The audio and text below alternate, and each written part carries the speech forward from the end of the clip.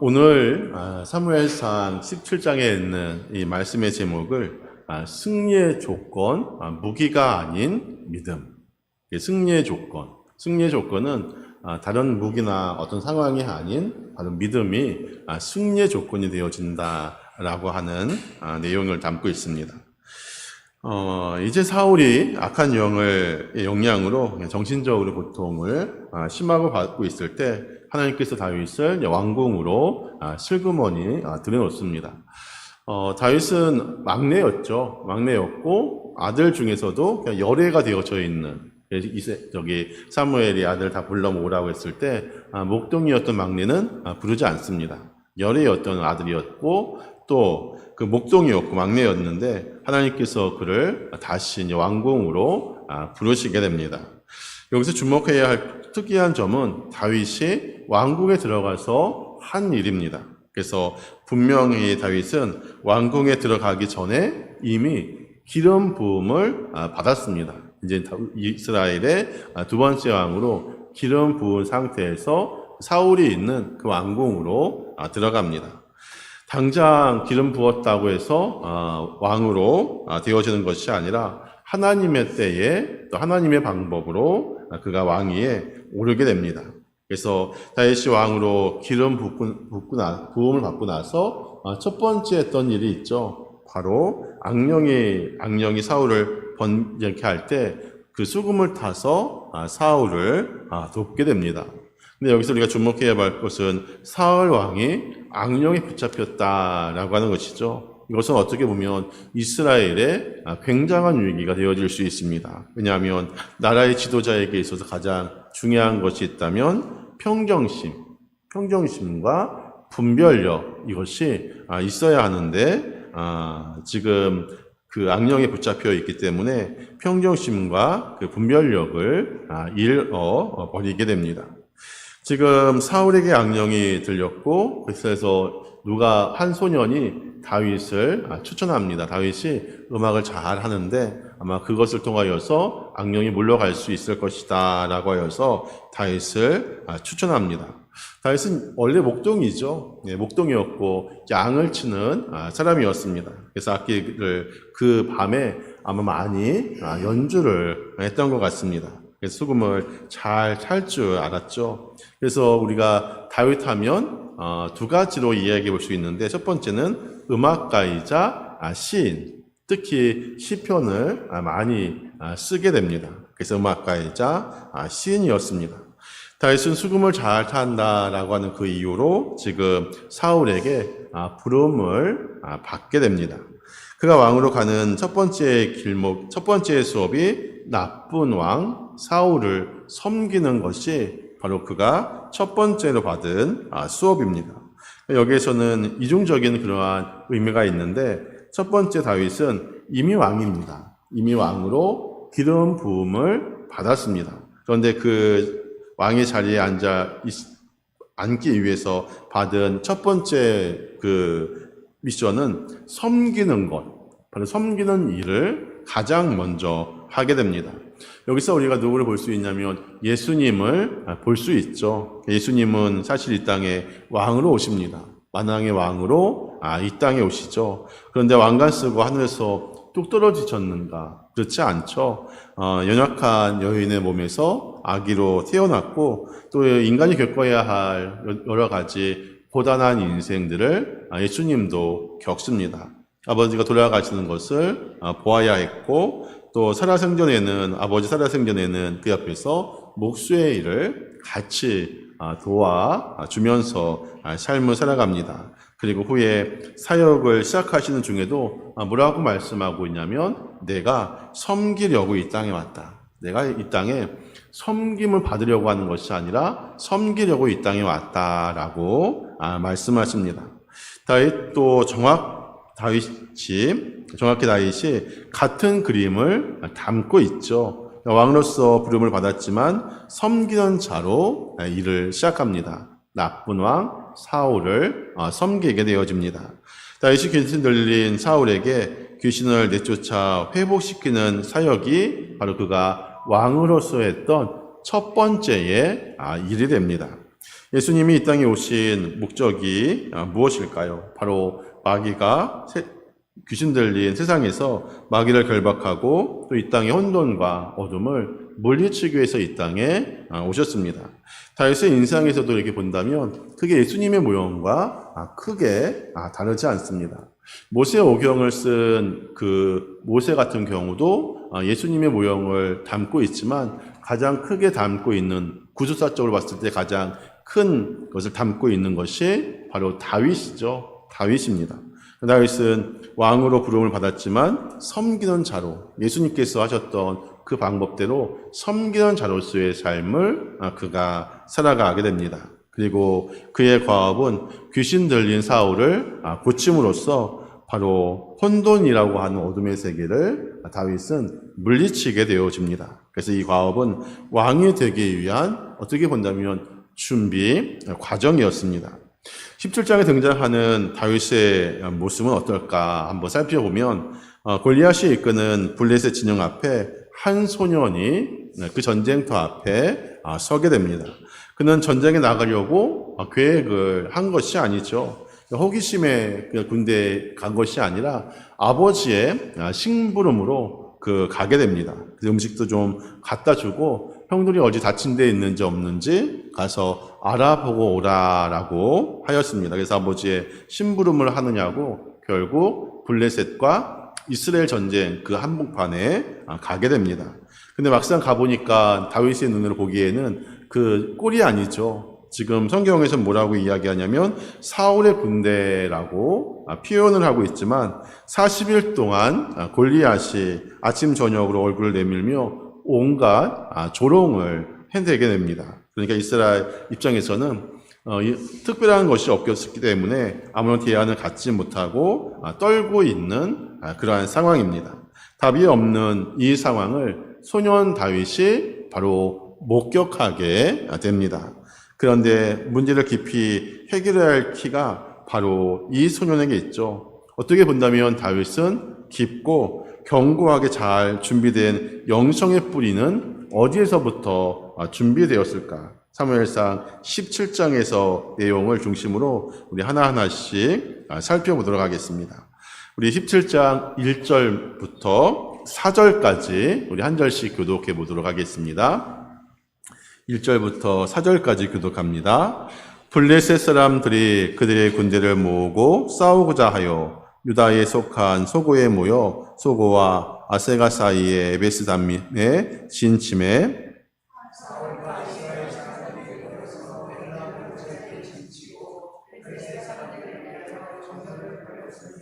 블레셋 사람들은 이쪽 산에 섰고 이스라엘은 저쪽 산에 섰고 그 사이에는 골짜기가 있었더라.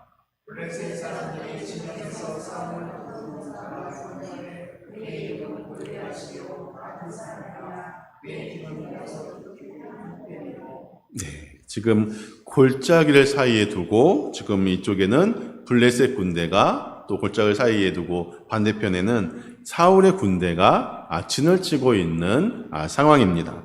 고대에는 전쟁에 보면 1대1의 싸움을 하게 됩니다. 그래서 모든 장수들이 나와서 전쟁을 이렇게 싸워서 겨루죠. 그래서 만약 예를 들어서 블레셋 장수와 또 이스라엘 장수가 나와서 1대1의 싸움을 해서 만약에 이스라엘이 이기면 블레셋은 그들의 종이 되어지고 전쟁의 승리를 잡게 됩니다. 그래서 지금 골리앗이 계속 그 앞에 나와서 이야기를 하죠. 골리앗은 어디의 지역의 사람이냐면 가드 사람이다라고 오늘 두 번째 줄에 밑에서 두 번째 줄에 가드 사람이다라고 이야기를 합니다. 사실 가드는 큰 지역이 아닙니다. 큰 지역이 아닌 아주 블레셋에 있는 조그만한 지역입니다. 그런데 가드를 우리가 유심히 봐야 할 그 이유는 여호수아가 하나님의 뜻을 따라서 가나안 정복을 하게 됩니다. 근데 가나안 정복을 할 때 그 땅에 아무도 안 살고 있는 것이 아니죠. 가나안 7 족속이 살고 있었고 또 바알 신을 섬기는 또 우상을 섬기는 민족들이 그 가운데 있게 되어집니다. 그런데 지금 보면 가사, 가드, 아스돗 이 세 지역은 언제 점령하지 않게 되어지냐면 여호수아에 보면 모든 것을 다 점령하고 나서 가드와 가사와 아스돗을 점령하지 않게 됩니다. 점령하지 않은 것은 이스라엘에게 힘이 없어서가 아니죠. 그냥 놔둬도 그렇게 크게 우리에게 유해가 되어지지 않고 또 우리가 가서 농경 사회를 이끌어야 하는데 그들이 가지고 있는 농경 기술도 또 배울 겸 또 그들이 섬기고 있는 우상을 보니까 그렇게 싫지가 않았던 것 같습니다. 그래서 결국 가드, 가사솥을 남겨두게 됩니다. 그래서 왜냐하면 그렇게 크게 위협이 되어지지 않기 때문에 놔두게 되어지는데 결국 어떻게 되죠? 이스라엘에게 있어서 가장 그 가시가 같은 민족은 블레셋이죠. 블레셋이 항상 그들의 앞길을 막고 또 옆구리의 가시처럼 있게 됩니다. 만약 여호수아 때에 그것을 모두 다 점령하였다면 하나님께서 뭐라고 말씀하고 있냐면 대충 점령하라가 아니라 모든 것을 다 점령하고 권해 있는 것은 다 점령하라 이 이야기를 합니다. 하지만 그 말씀에 순종하지 못하죠. 그러니까 하나님께서 우리에게 요구하시는 것은 98%의 순종이 아니라 100%의 순종을 우리에게 요구하신다라고 하는 것입니다. 여호수아가 98% 순종을 하고 2% 불순종을 하게 되어지는데 그것이 결국 이스라엘의 목덜미를 잡는 그러한 적국으로 이스라엘을 괴롭히는 그런 민족이 되어지게 됩니다. 그래서 지금 이 전쟁은 지금 블레셋과 이스라엘의 이 전쟁은 언약의 차원에서 보아야 할 싸움이죠. 그러니까 지금 이 싸움은 블레셋과 이스라엘의 싸움이 아니라 블레셋과 하나님과의 싸움으로 이 싸움을 이해해야 합니다. 왜냐하면 이 전쟁은 하나님께 속한 것이고 하나님이 하시는 전쟁이고 하나님의 명령에 따라서 하는 전쟁이기 때문입니다. 그런데 은혜로 땅을 점령해 가던 이스라엘은 뭐 이 정도만 됐어 라고 하면서 점령하지 않고 100% 순종을 하지 않게 됩니다. 어떻게 본다면 영적으로 큰 실수를 하게 되어지고 큰 패착을 이스라엘이 하게 됩니다. 평화는 누가 주시는 건가요? 하나님이 주시는 것이죠. 세상에 가지고 있었던 어떤 무기나 군사력 이것으로 하나님께서 주시는 것이 아닙니다. 진정한 평화는 하나님이 주시는 것이죠. 이스라엘이 가장 흥왕하였고 또 잘 살고 이방 민족의 피해가 없었을 때는 그들이 하나님을 잘 섬기던 때였습니다. 잘 섬기면 하나님께서 보호해 주시지만 그렇지 않은 경우에는 그렇지 않은 결과를 가져오게 됩니다. 그래서 이스라엘은 결국 자신들이 믿고 있었던 그런 신문을 의지하면서 살아가다가 결국 블레셋과의 싸움에서 지금 누구를 만나냐면 지금 그 골리앗을 만나게 됩니다. 골리앗은 가드 사람이라고 이야기를 하고 있고 또 삼손을 무너뜨렸던 기생이 있죠. 삼손을 무너뜨렸던 그 기생도 어디의 출신이냐면 가사의 출신입니다. 가사.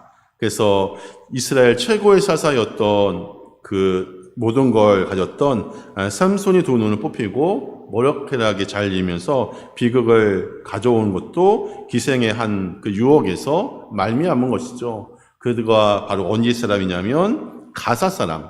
만약에 이스라엘 사람들이 가드와 점령하였고 또 가사를 점령하였다면 아마 이러한 일은 일어나지 않았을 것입니다.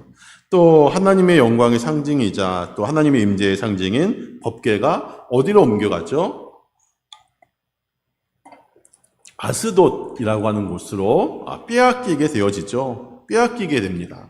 하나님의 임재가 있는 상징이고 이 법궤는 항상 이스라엘 중심으로 움직이는 것인데 그것도 뺏기게 됩니다. 그래서 지금 사무엘상 17장에서도 하나님의 군대를 조롱하고 있는 이 골리앗이 바로 어디 출신이냐면 가드 출신이게 됩니다. 성경은 무엇을 이야기하냐면 무엇으로 심든지 그대로 거두리라. 심은 대로 거둔다라고 하는 것이 성경에서 우리에게 가르쳐주고 있는 것이죠. 그래서 여호시대 때 남겨주었던 그 땅으로 인하여서 지금 골리앗을 만나게 됩니다. 하나님이 골리앗을 이 역사 속에서 등장시키면서 이스라엘 백성들에게 하고 싶었던 그 이야기가 있습니다. 너희들이 믿고 있었던, 너희들이 의지하고 있던 그 힘, 바로 남겨두었던 그 가드가 바로 힘의 세력을 감당할 수 없는 어마어마한 세력으로 일어났다라고 말씀을 합니다. 골리앗이 엄청난 힘으로 이스라엘을 조롱하죠. 사울의 군대는 거기에 대적할 만한 사람이 없게 됩니다. 그래서 하나님께서 너희가 의지하는 것, 얼마나 헛된 것인지를 우리에게 보여주고 있습니다. 우리가 하나님 외에 다른 것을 의지하며 삶을 살아가고 있는지 다시 한번 우리의 삶을 되돌아 봐야 합니다. 우리에게 평화를 주고 또 우리의 안전을 지켜주는 것은 세상의 어떤 것도 아닌 오직 하나님, 그 한 분밖에 없다라고 하는 사실을 우리가 늘 기억하면서 삶을 살아가야 합니다. 저번 주에도 제가 말씀드렸듯이 내 안에 거하라, 내 안에 머물러 있으라라고 우리에게 말씀하시죠. 우리가 세상에 살면서 세상에 거하는 인생이 아닌 세상 속에서 삶을 살아가면서 예수님의 그 품 안에, 하나님의 품 안에 거하는 삶을 살아가시기 바랍니다. 그렇다면 하나님께서 모든 것을 우리에게 주시겠다. 내가 너를 지키겠다. 수가 무거운 모든 것을 다 나에게 맡기고 의지하여라 라고 말씀하고 계십니다. 우리가 세상에서 다른 것을 얻는 인생이 아닌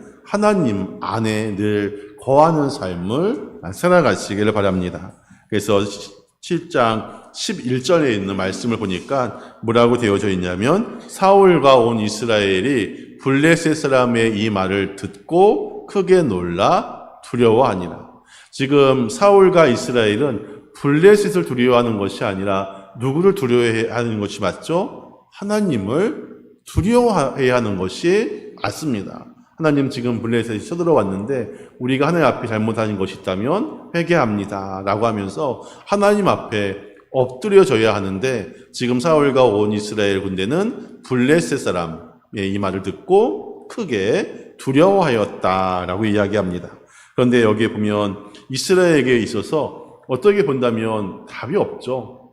답이 없는 상황입니다. 이때 하나님께서 한 소년이 등장을 하는데 우리 사무엘상 17장 17절부터 21절까지 한번 교독해 보도록 하겠습니다. 17절부터 21절까지.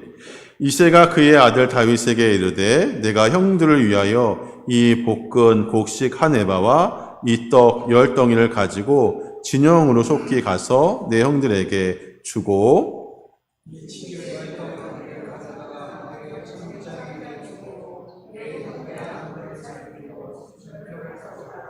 그때의 사울과 그들과 이스라엘 모든 사람들은 엘라 골짜기에서 블레셋 사람들과 싸우는 중이더라.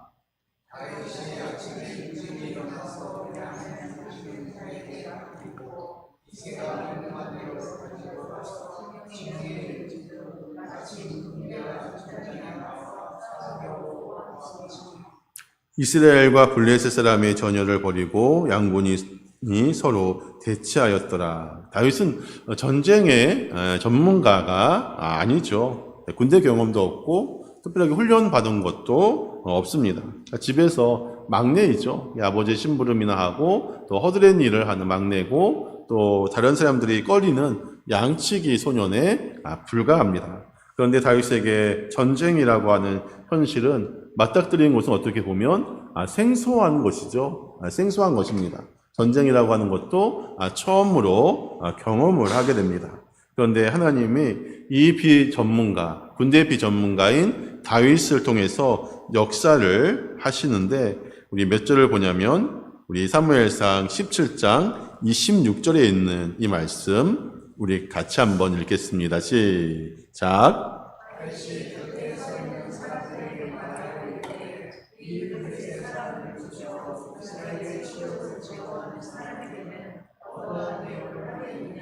이 할례 받지 않는 블레셋 사람이 누구이기에 살아계시는 하나님의 군대를 모욕하겠느냐.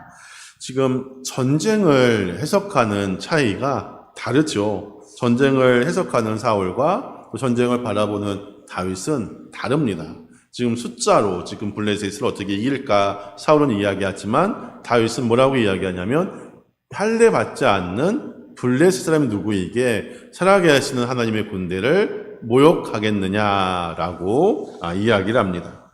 이것은 다윗이 가지고 있었던 신앙의 모습이기도 합니다. 다윗은 전쟁의 상황을 또 또 무기의 유무나 또 세력의 크기에 있지 않습니다. 다윗은 블레셋과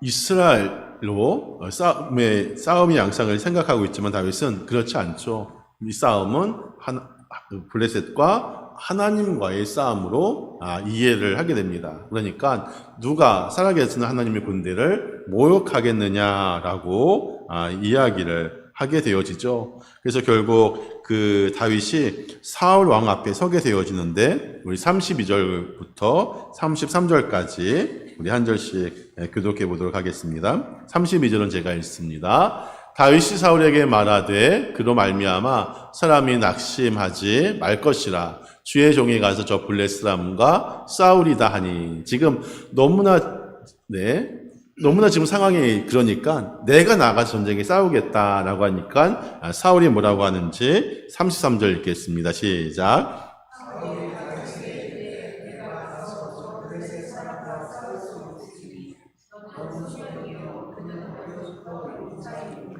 사울은 끝까지 지금 전문성과 비전문성이라고 하는 것으로 시각을 보이게 되어지죠.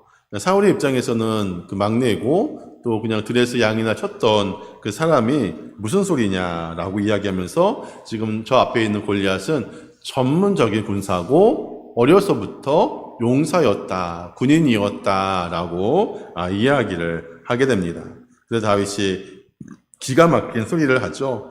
바로 사무엘상 34절, 17절, 34절 말씀을 보니까 주의 종이 사자와 곰도 쳤은즉 살아계시는 하나님의 군대를 모욕한 이 할례받지 않는 블레셋 사람도 그 짐승과 같이 되리이다 라고 이야기합니다. 이렇게 이야기할 수 있는 근거가 있죠. 그냥 허황된 이야기가 아니라 이 싸움은 하나님과 블레셋 싸움이기 때문에 이 전쟁은 반드시 이긴다라고 하는 것이 있었기 때문에 이와 같은 고백을 할 수 있습니다. 우리가 삶을 살아가면서 믿음의 고백을 하시기 바랍니다. 믿음의 선언을 하시기 바랍니다. 어떤 문제를 만났을 때 안 돼. 부정적으로 이야기하지 말고 긍정적으로 하나님이 하시면 할 수 있다, 될 수 있다라고 하는 긍정적인 그러한 생각을 우리가 가지고 있어야 합니다. 부정적인 생각을 가지는 그 순간 누가 틈타냐면 마귀가 그 생각을 틈타게 되어집니다. 항상 긍정적인 생각, 믿음으로 삶을 선포하는 그러한 기도를 하시기를 바랍니다. 그래서 지금 어떻게 본다면 사울의 입장에서는 하룻 강아지가 법무서운 줄 모른다라고 지금 하는 것과 같습니다. 그러니까 사울이 다윗에게 가서 여호와께서 너와 함께 하시기를 원한다라고 이야기를 하게 됩니다. 그러면서 뭐라고 이야기하냐면 가서 싸워봐라 라고 이야기합니다. 이것이 다윗을 믿어서가 아니라 계속 조르니까 한번 나가라 라고 이야기하면서 뭐라고 하냐면 자기가 가지고 있었던 모든 군복 또 다윗에게 입히고 또 로투구를 머리에 쓰이고 또 갑옷을 입히고 또 38구절 말씀을 보니까 또 칼도 주고 합니다. 하지만 지금 다윗은 아직 소년이기 때문에 그 갑옷이나 칼이 다윗의 행동을 하는 데 있어서 방해가 되어집니다. 결국 그 모든 것을 버리고 다윗이 무엇을 가지고 나가냐면 막대기를 들고 매끄러운 돌 5가지를 들고 나가게 됩니다. 그런데 보면 그 5가지의 돌이 있죠. 5개의 그 돌을 가지고 나갔지만 그 돌 위에 누가 역사하시냐면 하나님의 손이 그 돌 위에 역사하시게 됩니다.